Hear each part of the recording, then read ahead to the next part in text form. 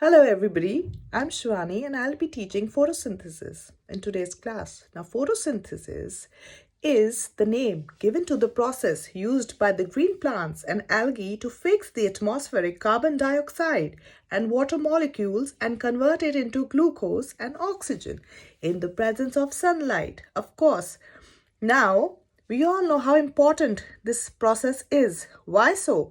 First of all, because of the fact that it produces oxygen, which is the most important thing for us to breathe, to live, or else we would all be dead already.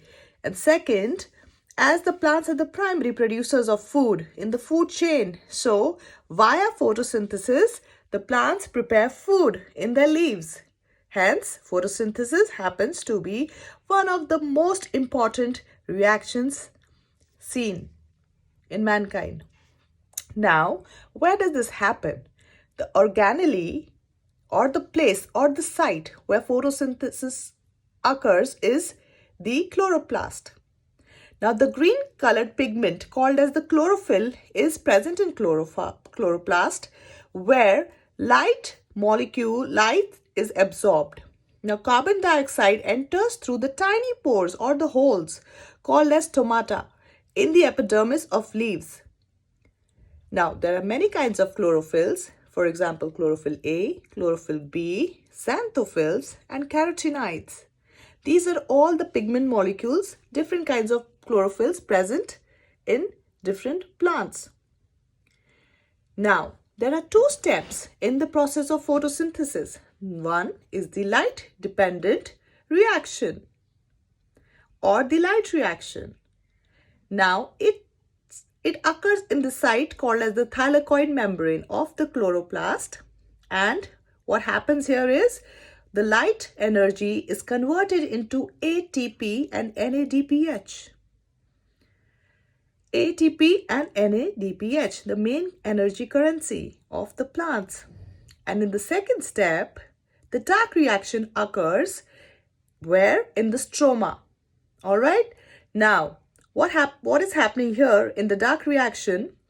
The NADPH and the ATP energy molecules which were formed or synthesized in the light reaction, they are utilized here in this step, and by the Calvin cycle, one sugar molecule is produced.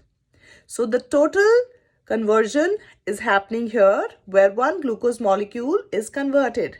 So in totality, the photosynthesis reaction can be summed up in one equation, which would be CO2 plus water arrow is converted into glucose and oxygen. Of course, above the arrow, you have to write sunlight because in the absence of sunlight, this process shall cease to exist.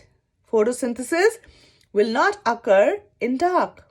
Now, what are these sugars or glucose? Now, these are many kinds of sugars which are then transported to the roots, stems, leaves, fruits, flowers, and seeds. Now, photosynthesis is happening, but what are the factors that majorly influence or affect the process of photosynthesis? Number one would be the intensity of light. All right, the light intensity. Now, it is directly proportional to the rate of to the rate of photosynthesis. The light intensity is directly proportional to the rate of photosynthesis. Higher the light, higher the rate of photosynthesis. The carbon dioxide concentration again is directly proportional to the rate of photosynthesis. Temperature. As we all know, the optimum temperature for all living biological reactions is 25 degree to 35 degrees Celsius.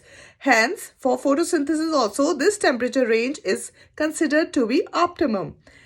Next is water. Now, water scarcity. It shuts down the stomatal opening, which reduces the carbon dioxide intake, and hence, the rate of photosynthesis shall also decrease. All right. So, these are the major factors that affect the rate of photosynthesis. So, in totality, as we know, that photosynthesis is very, very important for all algae or the green plants, because all the oxygen is ultimately released as the end product of photosynthesis, and the carbon dioxide is utilized and trapped and converted into glucose and oxygen. Hence, it is one of the most important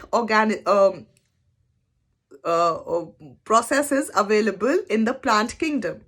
Thank you very much.